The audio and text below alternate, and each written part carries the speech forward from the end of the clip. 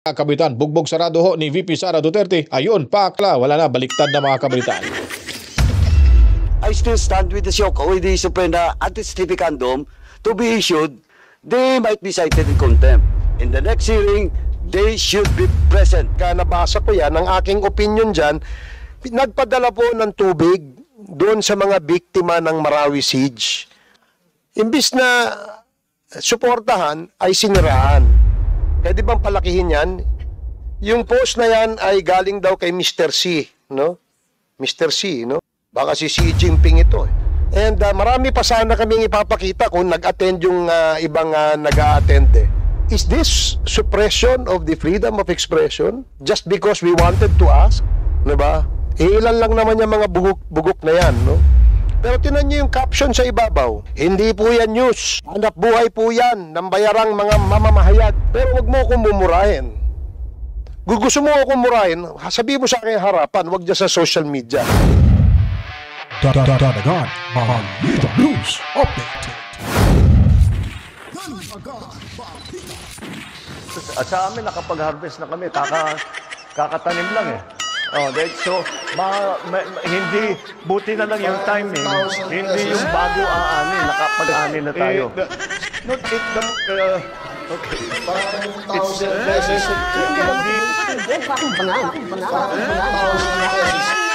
Should I say milyonaryo? Sama-sama tayo babago muli para maging milyonaryo.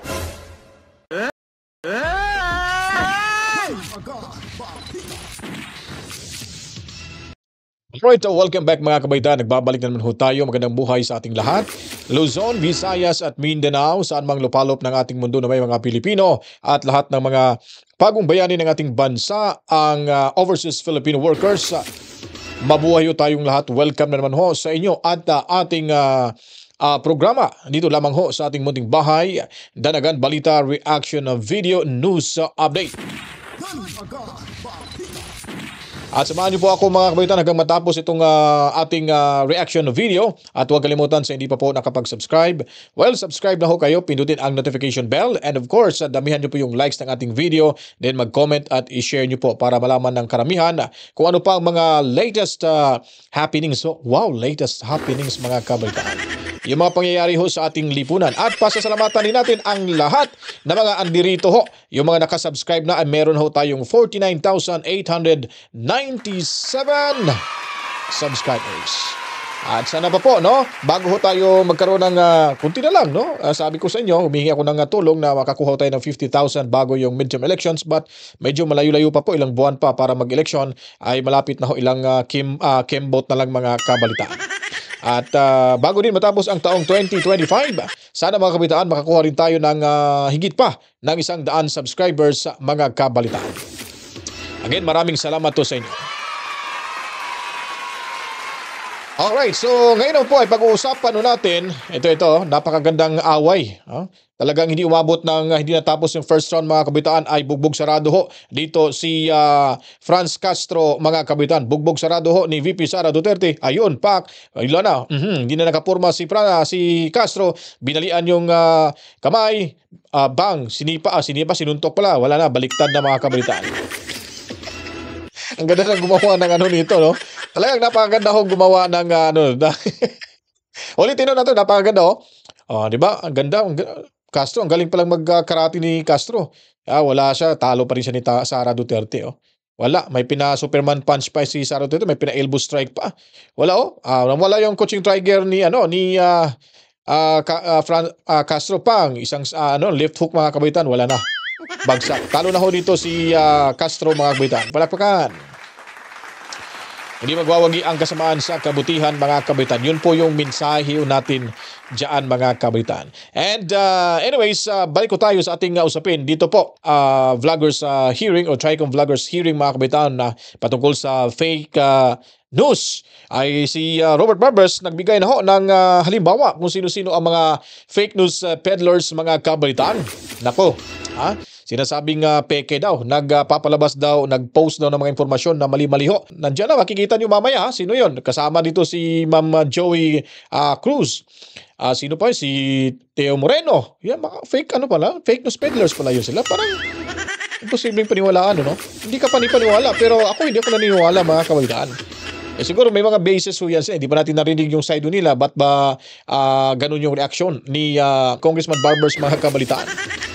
At yun nga, bago tayo tutungo din doon, papakita ho natin yung mga na-impeach na mga kabaitaan. Ha? So, ito, isa-isahin ho natin to dito, mga kabaitaan, ang mga na-impeach na ho. Alright. So, dito pala ang naunang na-impeach po, mga kabaitaan, balikan ho natin to. Date of impeachment, November 13, 2000 ho.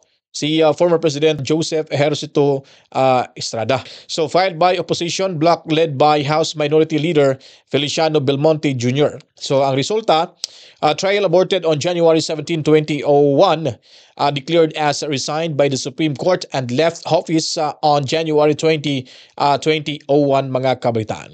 So, noong March 22, 20, isang dekada ang lumipas, ay sa ombudsman naman ay inimpeach si Merceditas Gutierrez sa 31 civil society leaders led by former Senate President Jovito Salonga and bagong Alyansang Makabayan.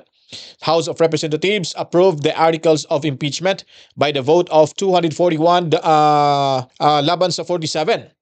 At may apat na abstentions, mga kabaitan. And then sa kalaunan nag-resign ito on April 29, 2011 before trial by the Senate, mga kabaitan. Then pangatlo ho, itong si Chief Justice Renato Corona, December 12, 2011, mga kabalitaan. So sunod-sunod, March then December 12, no? Isang the same year lang po. At siya po ay Chief Justice of the Supreme Court. And then siyempre ang nag-file ho nito ang former Akbayan Representative Risa Hontiveros, si Jun Lozada, Juan Carlo Tejano, and Lea Navarro. And then removed and disqualified by the Senate on May 29, 2012 by the vote of 23. So siya pa lang po ang na-disqualified ho laban sa impeachment laban ho itong kay Renato Corona. And noong October 11, naalala niyo po itong si Andres Bautista, 2017 po pala ito na-impeach. Siya po yung chairman of the Commission on Elections. Ang nag-file nito ang former Kabayan representative na si Harry Roque. So ang House of Representatives approved the articles of impeachment by the vote of 137-75 with 2 abstentions, and then ito kalaunan nag-resign din on October 23, 2017 before the trial by the Senate, mga kabalitaan. At ngayon, ang pinaka-latest si VP Sara Duterte na impeach siya February 5, 2025 at consolidation of complaints filed by the former Magdalo Representative Gary Alejano, civil society leaders, bagong Alyansang Makabayan, lawyers and religious leaders. Wow, napakadami ho. Imposible naman. Pero parang na-impeach ho siya, ito yatang yung pang-apat, yung mga 1/3 votes yata yung sumobra nakuha diyan sa Kamara. So now, as of this moment, House of Representatives approved the articles of impeachment with 215 affirmative votes, and impeachment. Alam na mo natin, trial in the Senate is pending dahil nga po ay hindi ho talaga mag-resign si Inday VP Sara Duterte, mga kabalitaan. So yun po, lang po yun, overview lang po yun sa mga pangyayari ho sa nakaraang mga pag-file ho ng impeachment laban sa mga kilalang individual ho dito sa ating bansa, mga kabalitaan. Now, dadako naman ho tayo dito sa House of Representatives, yung pagdinig, mga kabalitaan, no? Kung makikita ho natin dito, parang ito ang talagang nakakatenso ito, mga kabalitaan. Dahil nga po ay sinabi ho dito ni Congressman Peruano na ay mapipilitan ho silang ma-cite in contempt yung mga hindi dumalo ho sa hearing na ito sa itong araw na ito dahil nga po ay parang may lumabago sila sa kanilang house rules sa section 11 yata yung kung nagkakamali, no? Nire-recommenda niya po pag hindi ho dadalo ay kailangan na ho ma-cite in contempt sa next hearing itong mga invited na mga allegedly, sinasabi lang mga fake news peddlers. With due respect to the manifestation made by Sec. Bello, first and foremost po, the hearing that was conducted last February 4 in this committee, mas nauna po with invitation kaysa doon sa Supreme Court. At the same time, malinaw po na yung inquiry in aid of legislation in Congress, no, Senate and House of Representatives, sabi nga ng Supreme Court, is a different proceeding. Now, Kaya sabi nga, doon sa Chartered Bank versus the Senate, malinaw po. Ang sinasabi doon, you cannot use courts to subvert the constitutional mandate of the House of Representatives and this committee. Kaya po ako, Mr. Chairman, ako po, I still stand with the subpoena anti-stificandum to be issued against those or to all those mentioned names. And one of those is the client of former Congressman and Secretary Bello. Malinaw po, they only filed, well in fact, you are not part of the filing of such certiorari in the Supreme Court. Iba pong abogado doon, di ba, Sec? I agree, Your Yeah. Honor. I do not know. I don't disagree with your position. As a matter of fact, the filing of that petition before the Supreme Court was done by their counsel on record, Your Honor, Attorney Angeles. And the only reason why we agreed to that for them not to come over is for them not to render moot and academic that petition. So it's up for the Supreme Court to decide whether their petition for certiorari and prohibition has any legal basis, Your Honor. Chairman, can I reply? Mr. Chairman, okay. With due respect to the position of the good lawyer, my good friend, Mr. Chairman, ganito po kasi.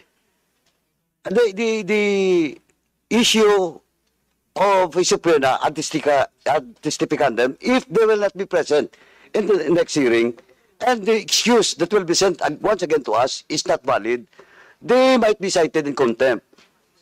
And doon na po, sa mga letter nila, citing Section 11, Paragraph A, yun na po, they will be cited in contempt, no? Cited in contempt in violation of Paragraph A. Alam po ni Secto, kasi former congressman, lawyer pa, di ba? Absence without legal excuse in this committee po. Now, ang sinasabi ko lang po, just for the record, Mr. Chairman, malinaw po, we follow due process here. We have done due diligence. We invited them, we issue a show cause order, now we issue a subpoena anti-stificandum. Now, in the next hearing, they should be present. Iwasan po sana natin magkaroon ng constitutional impasse po dito. No? Kasi if we wait for the Supreme Court and we will not do our constitutional duty here, there will be a problem. Kaya po I hope my good friend, the good lawyer, Secretary Bello, will advise his client to be present in the next hearing because we will be forced to impose our constitutional mandate at the same time our internal laws of the House. Section 11 of the internal laws, which is Section for contempt po. Thank you, Your Honor. I will follow your advice, Your Honor. Thank you, Mr. Chairman. That's all. Thank you, Sec. Thank you. Thank you, my friend, Thank you, my dear boss. friend. Thank you.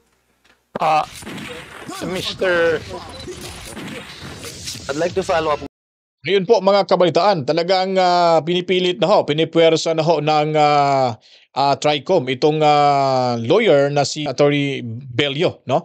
Na kailangan ho sa next hearing ay dapat andoon ho yung kanyang kliyente upang sa gayon ay magkaalaman ho at least madinig din kung ano ho yung kanyang stand bilang vlogger ho patungkol sa fake news peddler mga kabalitaan. Dahil nga po ay baka pag nangyari at maging totoo ho ang sinasabi ni Congressman Paduano, nako po, malaking gulo ito. Talagang aalmahan ito ng mga vloggers, mga kabalitaan dahil sila ay hindi talaga magpapahuli ng buhay mga kabalitaan. Yun po ang pag-abangan ho natin na sana hindi magkakagulo dahil matatalino dito mga DDS vloggers, mga kabalitaan na kanilang hinahabol ngayon dyan sa TRICOM hearing na yan.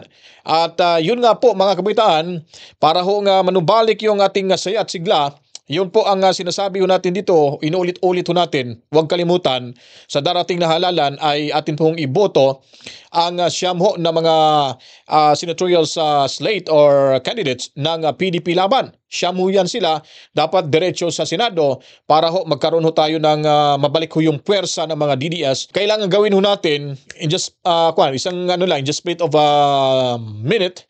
Yung boto ho natin, diretso na ho yan. Huwag nyo yan tingnan nyo sino pa yung mga naandun na mga kandidato. At state nyo po, numero lang po yung pakakatandaan nyo po para hindi nyo makalimutan sila, yung mga pangalan or yung itsura nila.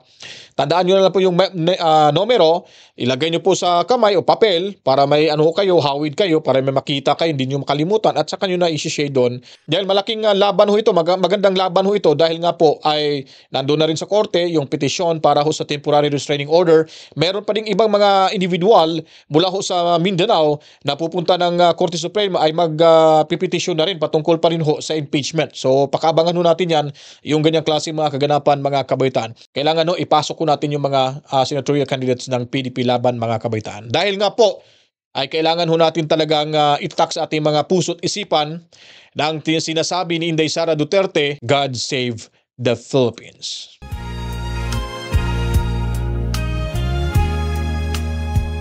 They call it justice, but we see the game. A trial set to silence, to tarnish her name. While the people hunger, while the nation bleeds, they play their power games, ignoring our needs. But we are not blind, we are not weak. We stand with courage, we dare to speak.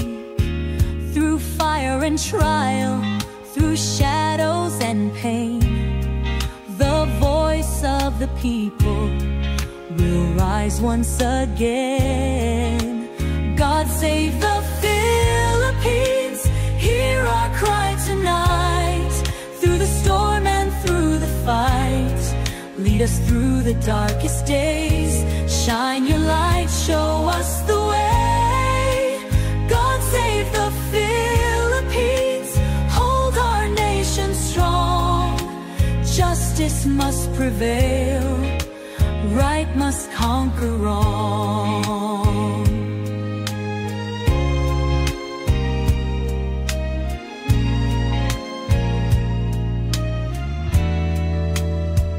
They fill their pockets, they feast while we crawl, their hands stained in gold from the people's fall.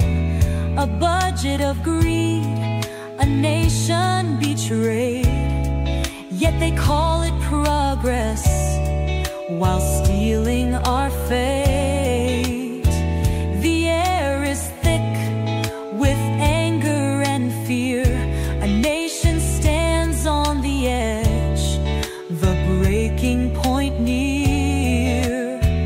Protests ignite, the streets filled with cries, as power-hungry men weave their web of lies. God save the Philippines, hear our cry tonight. Through the storm and through the fight, lead us through the darkest days. Shine your light, show us the way.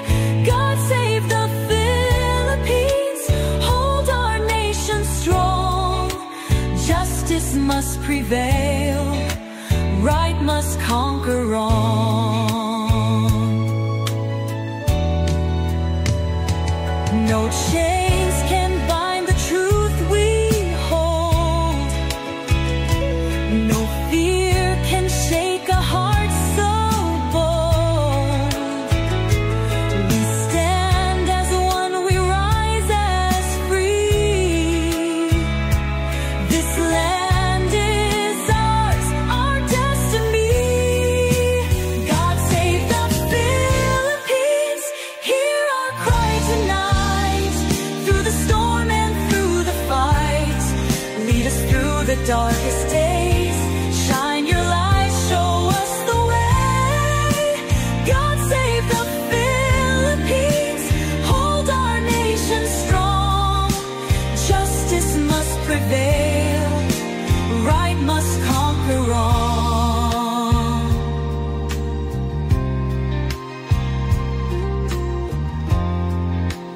God save the Philippines, hear us when we pray. Through the trials, through the fray,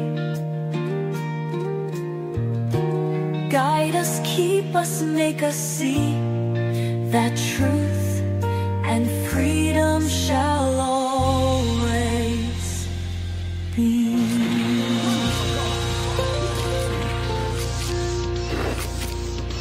Alright, God save the Philippines, mga kabataan. Yun po ay ating ilagay sa ating puso at isipan ho. Kung paano natin masasave yung bansang Pilipinas. Kung ano po yung nasa puso natin, yun po yung dictation ni God. Na nandun ho tayo sa tama ho, mga kabalitaan.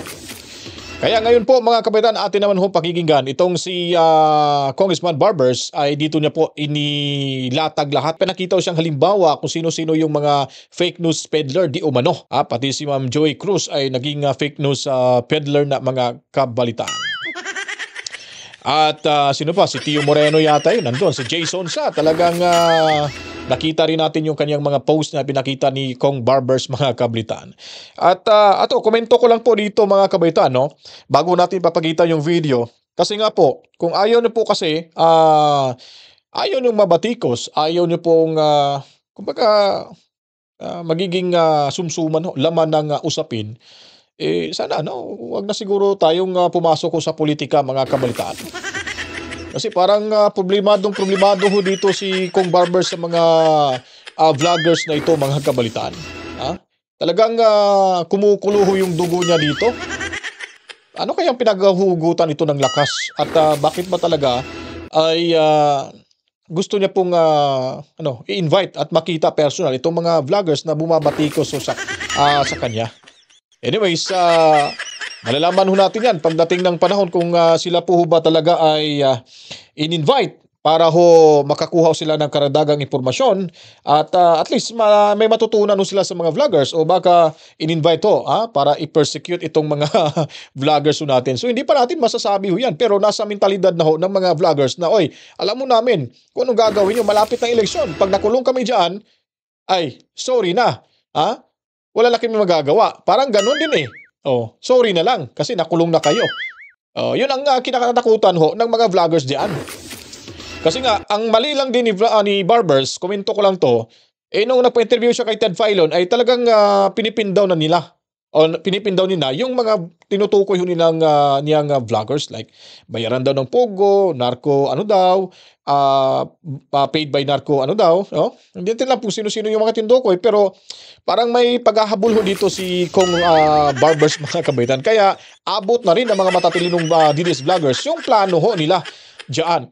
Ngayon wala ho diyan si Congressman Abante. Wala din diyan si Fernandez, Fernandez, mga kabaitaan. At naandyan si Paduano at itong si Barbers, mga kabaitaan. Talagang present to. Hindi nag-absent, mga kabaitaan. Akala siguro ni Barbers na pupunta ho ngayon. Wala. Itong si Paduano talagang hindi pupunta sa sunod na hearing. Nako, i-cite in contempt na. Makukulong na to, mga kabaitaan. So titignan natin kung anong mangyayari ho pag gagawin ho yan ni Paduano, mga kabaitaan. Itong si Robert Barbers, sabi nga nila, oy, balat sibuyas tong Barbers na to. Ba't ka ba naging politician? Di ba? So dito natin makikita ho, mga kabaitaan, sa video ito kung ano talaga yung punto ni Barbers, kung bakit talagang pinagpipilitan ho nila yung mga na special mention sa nakarang araw at yung mga napadalhan ho ng show cause letter na kung saan ay dumiretso ho sila doon sa Korte Suprema. Please show on our screen, no? Halimbawa po, itong andito sana nga yung ibang mga vloggers no? Meron po akong can we ask okay, meron pong screenshot ng dalawang Facebook post na nakuhaan ng Philippine Star, no? Bago ito ma-delete noong 2022, kung saan pinost ni Mr. J. Sonsa ang mga lalagyan ng inuming pinadala ni dating Vice President Robredo sa Marawi noong 2017. Ito po, ayan. Try to read what the text says, no? Sabi diyan, ang ganda naman ng lalagyan ng tubig inumin nila, mga pinaglagyan ng pintura, matibay at maraming laman, may lead content pa. Aangat nga kaya ang buhay ng gagamit nito, no? To me, no, I am not an expert, but sa akin, pag nabasa ko yan, ang aking opinion dyan, nagpadala po ng tubig doon sa mga biktima ng Marawi Siege. Dahil isa pong nangangailangan po ang mga tao dyan. No? At imbis na suportahan, ay siniraan. No? Ngayon, syempre, nakabasa niyan, baka hindi na uminom. Sabi, may lead content pala yan, baka lason yan. Diba? Imbis nga, kaya nga ako iinom dahil gusto kong mabuhay.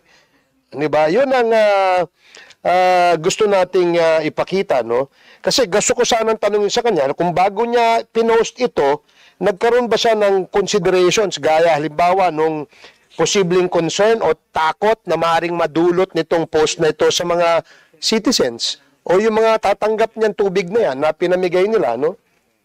O pagkatapos mong ma-post ito, a few days later on, nag-release po ng official statement ang donors na itong mga tubig na to ay may food grade, no?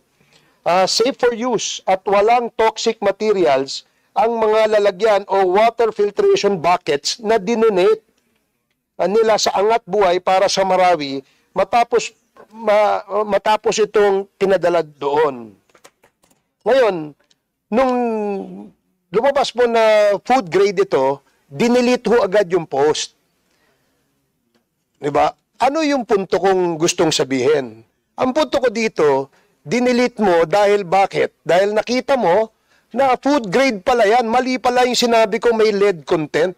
Bakit hindi ka nag-post na mga kababayan, nagkamali ako, sinabi kong may lead content yan, yung pala ay food grade yan. No? This is the type of responsibility that we want to demand to these kinds of vloggers, no? Or those content creators na sinasabi natin. Now, another post. Can you please show the next slide? Oh, ayan, kagaya niya. Halimbawa, eto, may pagka, diba? Tignan mo yung sinabi niya, no? Imbis na yung mga target ng DepEd ang lumaki, PUDAY yung lumaki. Diba? Diba? Hindi ba, ito ba itama? Diba? So, ito yung mga sinasabi natin, no? For those who are responsible for all this, meron ba kayong ginawa after nyong nilabas ito at sinabi nyo na napatunayan na kayo ay nagpapakalat ng fake news? Wala naman kayong ginawa eh. Hindi ba? Yung next, pakipakita yung next. Ayan, basahin nyo. Kung nakikita nyo yung nasa ibabaw, ano yung nakasulat? Medyo may bastos eh. Pwede bang i-enlarge yan? Pakiano lang, para lang nakikita natin. Pwede bang palakihin yan? Yung post na yan ay galing daw kay Mr. C, no? Mr. C, no? Baka si Xi Jinping ito eh. Ano yung sinasabi? Basahin nyo kung ano yung sinasabi. I leave that to your imagination, ladies and gentlemen, no? So, ang tanong, meron kayong pinost na ganito, no? January 17 lang pala to, bago, kung saan pinapatamaan nila si Senator De Lima na naging sangkot sa issue ng pakikipagrelasyon, no? Sa kanyang driver daw noon, no? Bakit kaya niya binring up ito? When he could have just posted the picture without the caption. Diba? Because malisyoso yung kanyang intention. Hindi po ba? Diba? Sa ating mga vloggers nandito ngayon, ano sa tingin nyo? Diba? Oh. Next, pakidala nyo dun sa next. Yung isa pa. Ayan. NEDA, PSA technocrats, the last bastion of truth, decency, and self-respect have been bought and compromised. Kung papayagan natin yung mga ganito, it may create confusion among our people. Di ba lahat po tayo may access sa social media eh. Yung high school, elementary students, meron ng access yan sa social media. Kung nakakabasa sila ng ganito, di ba?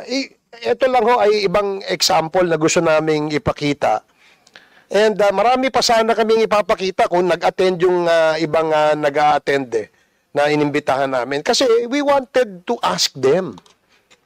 Di ba? What motivated you to post this? Di ba? Example, di ba? Yung mga ganong klaseng post.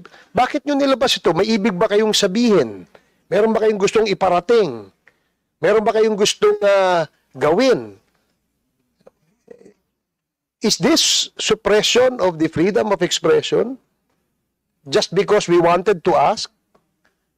And because we want to craft a policy so that this social media platforms will not be abused by some people? Sabagay, ganun talaga eh. Pagka, sa isang basket ng itlog, merong bulok eh. Diba? Ilan lang naman yung mga bugok na yan, no? Unfortunately, may iba dyan na may pinag-aralan naman sana. Hindi ko maintindihan, ba't ganun eh? Yun lang vulgar, using profanities and vulgar words. This reflects on their personality. And sad to say, this also reflects on how they were raised by their families, by their parents. Kakaya naman sa mga magulang nyo. Meron dyan, yung laos na. No? Nagpapasikat pa. Siguro gustong kumita eh. Laos na nga eh. Ito, next post please.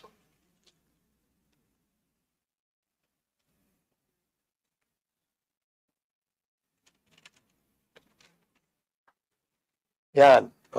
Tingnan nyo to. PBBM at Speaker Romualdez pinagkakatiwalaan na maraming Pinoy. Meron pong survey dyan. Meron pong nilabas na ganyang ano. Pero tingnan nyo yung caption sa ibabaw. Hindi po yan news. Hanap buhay po yan ng bayarang mga mamamahayag. Kayo ba mga journalist, papayag kayo na ginaganyan kayo nitong pseudo-journalist?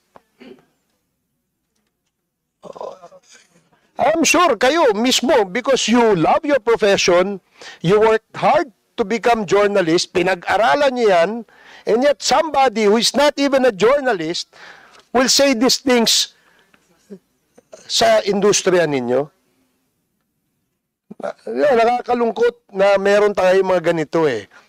Hindi nga natin malaman kung ito ba ay motivation ba nito because gusto ng engagement, gustong maraming likes, shares, and ano ba yun, views para ma-monetize, or I don't know, somebody may, perhaps is paying them. Ito. Next please. Yan. Basahin nyo. COMELEC is aiding corrupt politicians to remain in power. Pumayag sa ayuda distribution, nakimiting kay BBM at Lisa na may mga endorsong kandidato. Parang alam na alam niya eh. Diba? Parang alam na alam niya eh. When she tells a story, it's as if she has personal knowledge of this. Hindi ba dapat we should call their attention dahil dito? Hindi mo natin sila pinipigilan. Kung ayaw nyo sa politiko, wala namang problema. 24 hours kayo magsalita dyan. Hanggang mapagod kayo, hanggang magsawa kayo. Di ba? Pwede nyong gawin yun. Walang problema dyan eh. Pero wag mo akong mumurahin. Gusto mo akong murahin, sabihin mo sa akin harapan, wag dyan sa social media. Dahil ako ika nga, sabi ni Congressman Paduano, ako ay may pinag-aralan. Ayaw kong nilalabas yung ganyan sa social media. Hindi ba? So, again, Mr. Chair, I just wanted for this discussion to be, so to speak, realistic. Meron lang po tayong pinakitang mga ganito, no? And there are a lot of these kinds of posts that we feel are baseless and unfounded and only meant to defame, discredit, and destroy the person. Ayun ang gusto nating i-check, no? Ngayon, ang tanong, yan ba ay suppression of freedom of expression? Just because we want to check this? No. Yun ang masakit, di ba? I am sure after this hearing, Left and right na yan. Bantayan nyo. Sigurado ako. Hindi ako nagkakamali. Oh. Yun na nga eh. Titira sila sa social media. Buti pa kayo nandirito. Dito, humarap kayo eh. Di ba? Humarap kayo. Kayo magpapatunay na kami dito ay wala hong intensyon para kayo'y sinasabi nila. Ano yung sinabi ni Congressman Paduano? I-detain daw sila. O i-contempt daw sila. So, Mr. Chairman, sorry for taking so much of the time. I just wanted to be realistic in these efforts to really correct, no? And maybe come up with a regulatory policy in the use of our social media platforms in the country. Just like what other countries are doing. Because they've done that, these are best practices, ba't hindi natin gayahin? O gumawa tayo ng angkop sa ating kultura, angkop sa ating buhay bilang Pilipino. Salamat po, Mr. Chair. Thank you, Your Honor. Chairman. Yes, the Honorable Paduano is Just for recognized. committees and chairman consideration, Mr. Chairman. Tahimik lang tayo, wag na mag-ingay. Pero paano kung sila mismo ang sanhi ng ingay? Mga pangako nilang papel, sunog na sa apoy. Ito na ang kwento ng bayan, wag magpapaloko. Try kung raw ang sagot sa fake news na laganap. Pero bakit parang kritiko lang ang gusto nilang busalan? Mga vlogger at influencer, tinuturo nilang salarin. Pero sa mga galawan nila, hindi tayo pwede manahimik na lang. O ang mga politiko na akala mo'y banal, puno ng korupsyon, kalaban ay by scam. Sila nga'y kapangyarihan, sila rin ang huwad. Huwag nila tayong takutin dahil ang bayan ay galit. Ayaw nilang mapuna, kunwaring totoo, pero nakalibing sa proyekto ang perang di nakaw sa tao. Kung fake news ang problema, laban tayo dyan. Pero sinong maghuhusga sa mga buwayang gahaman? Ay, kung hindi nyo matitig ko mga aming bibig, ang bayan ay magsasalita, di papatinag. Fake news dapat labanan, pero Ayun po mga kabalitaan, narinig nyo na ho. Talagang umiinit yung bunbuna nitong si Kong Barbers mga kabitan, lalo na sa kanyang pinapakita ho kanina lang na sinasabing parang naging fake news peddlers na ngayon itong mga nabanggit diyan, lalo na itong si basta may parang Tio Marino ako nakita doon at saka itong si Mr. C, si Ma'am Joey Cruz mga kabalitaan. Nako po! Magandang laban ho ito. Ano naman kayo masasabi nito ni Ma'am Joey Cruz mga kabalitaan? Pakabangan ho natin to kasi malaking malaking war to mga kabalitaan. Nako. Pero kung may kung sa tingin mali naman at saka below the belt na, libeluso yung statement na yan, ba't hindi na lang kasi kakasuhan ba't hindi na lang kasi dalhin sa korte yan? Ba't parang siyempre hindi natin masisisi yung ibang mga vloggers na mga matatalino na talagang gusto silang bubusalan ng kumbaga yung scotch tape ba, hindi pera para manahimik mga kabaitaan. Tamang-tama rin naman, kaduda-duda din yung mga pagdinig na ito dahil nga po ay halala na. Kasi yung teorya ho natin dito, pag nakulong ho ito sila, pag na-cite in contempt, siyempre sila ho yung pinakamalakas ng nag-expose ng mga balita laban ho sa itong mga politician ito. Laban karamihan sa mga buhaya dyan sa kamara. At yun nga po, ay kung may cite in contempt, wala na ho mag-iingay sa party ho ng mga sa PDP laban. Mga DDS supporter ho itong solid talaga. Matagal na ho ito silang DDS supporter mga kabalitaan. Yun po yung instinct ko nila. Kaya andyan lagi si Paduano kasi nga siya yung Mr. Cite in Contempt. Kaya nga ngayon makikita natin, naririnig naman natin na talagang ipapakulong ho nila ito sa susunod na hearing kung hindi ho dadalo itong mga DDS vlogger na ito mga kabaitaan. At alam nyo po, itong mga vloggers na ito ay hindi ho natin sila mapipigilan dahil ang tatalino ho nila. May alam ho sila sa batas mga kabalitaan. Sila po ay nag-aaral, pinag-aralan ho nila dito. Pero ako naniniwala ako na bago ho nila ito i-post sa kanilang social media accounts, ay alam ko may pag-aaral din to mga kabaitaan. At nakikita rin ho natin mga kabitaan na ay ito'y hindi basta-bastang akusasyon dahil kalaban ay gobyerno. Pero dapat sa gobyerno ay hindi dapat maging balat sibuyas. Ika nga ni attorney, sino ba yun? Si attorney Sal Panelo. Huwag kayong maging magbalat. Pero sa panahon na Tatay Diggs mga kabitaan, wala ho tayong nakikitang mga ganitong insidente, no? wala ho tayong nakikitang mga ganitong problema ho. Dahil nga po ay, di ba, kung matatandaan ho natin, may mga bumabatikos kay Tatay Digong Duterte, kahit ano-ano na mga pinagbabato ho. Pero wala, hindi pinapansin yan ni Tatay Digong Duterte, na. Pero ito lang talagang si Robert Barbers, ay siya po talaga ang namwersa ho dito. Siya ay nagbigay ho ng privilege speech patungkol dito hanggang ito na'y nasimulan at hanggang diyan na rin siya, hindi wala ho siyang absent, ay talagang may ano yata, talagang may patutunayan yata itong si Robert Barbers sa kanyang mga akusasyon na bayaran ang mga DDS vloggers, mga kabalitaan. Hindi naman lahat, pero ito yung mga tinutumbok na mga individual ay mga hard-hitting commentator sa social media, mga kabalitaan. Mga social media influencers na very hard-hitting, mga kabalitaan. Kaya natatama at nagagalit. Parang natuloy ang labas, balat sibuyas na mga kabalitaan. Alright, so bago tayo magtapos, mga kabalitaan, ito muna, ibibigay ko muna sa inyo itong isang napakagandang awit to, yung soundtrack ko natin dito, dahil nga po ito'y para ho sa mga 200 plus na mga kongresista na pumirma sa impeachment na laban kay Inday Sara Duterte, kung saan po ay talagang atat na at yung iba ay natatakot na dahil sila ay nakakarma na ho sa kanilang mga distrito, mga kabalitaan. Kaya sa mga nanonood ngayon na mga supporter ho ng mga kongresista nyo na lumagda sa impeachment laban ni Inday Sara Duterte, ito sa inyo iyan, ha? Alright, tuloy lang sa panonood, mga kabalitaan. Pakinggan nyo ang sigaw ng bayan. Sa harap ng panlilinlang kami lumalaban. Di namin malilimutan, di namin tatanggapin ang kasaysayan ng huhusga sa inyo. Tandaan nyo yan! 215, dagdagan mo pa mga traidor sa mandato ng bayan. Iniluklok ng 32 milyon. Pero anong ginawa? Impeachment na walang basehan, isang panloloko. Halata habang gutom ang Pilipino, presyo'y walang kontrol, kawalan ng trabaho, ospital ay kulang. Pero inuunan nyo ang manira at mamulitik ka, mga mukhang salapi, di tunay na lingkod bayan.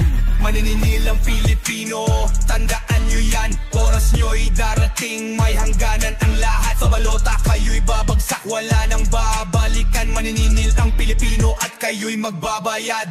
Alam naming laro nyo, klaro ang motibo, kapangyarihan hindi serbisyo, ganyan kayo diba? Totoo tiwala ng bayan, tinapon sa putikan dahil gusto nyong kontrolin ng gobyerno sa inyong kamay. Duterte ang pangalan, kinatatakutan nyo kaya kahit walang sala gusto nyong pabagsakin, pero mali ang kalaban nyo, mali ang inaapi nyo dahil kasama niya ang bayan, hindi kayo ang panalo. Maninilang Pilipino, tandaan nyo yan, oras nyo'y darating, may hangganan ang lahat. Sa balota kayo'y babagsak, wala nang babalikan. Maninilang Pilipino at kayo'y magbabayad. Babango ng masa, lalaban ang bayan, katarungan ang sigaw, hustisya ang alon. Hindi kami tatahimik, hindi kami papayag. Ang kapangyarihan ay sa taong bayan, hindi sa mga gahaman. Bantay sarado ang pangalan nyo sa listahan, di malilimutan sa susunod na halalan. Kayo ang nagbenta sa aming boto't pag-asa, ngayon kami naman ang huhusga sa inyong pagkatao. Huwag nyo kaming lokohin, tapos na ang panlilin lang, isang maling hakbang at kayo'y malalaglag. Kayo ang nagtagda ng sarili nyong kapalaran, sa kamay ng taong bayan kayo'y mapaparusahan. Maninilang Pilipino, tandaan nyo yan, oras nyo'y darating, may hangganan ang lahat. Sa balota kayo'y babagsak, wala nang babalikan. Maninilang Pilipino at kayo'y magbabayad.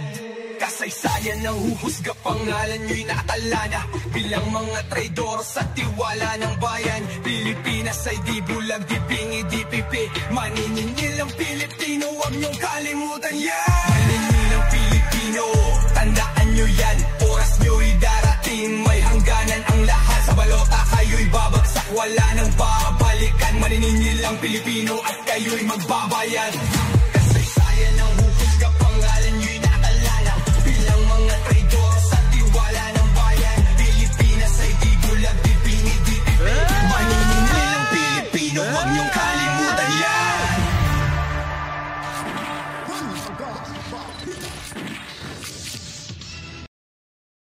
Alright mga kabaitan, yun na po. Talaga naman, no?